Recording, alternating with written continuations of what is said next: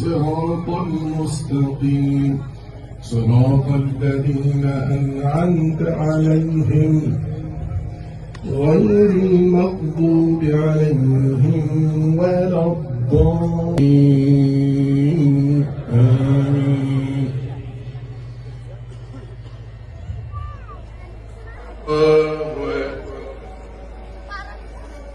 شهداء شعبنا الفلسطيني من الأطفال والنساء والشيوخ الذين قضوا نحبهم في سبيل الله بفعل حرب والدمار الشامل للمنازل والمستشفيات والمساجد والمطار المدني. الأقصى في شهر رمضان أمام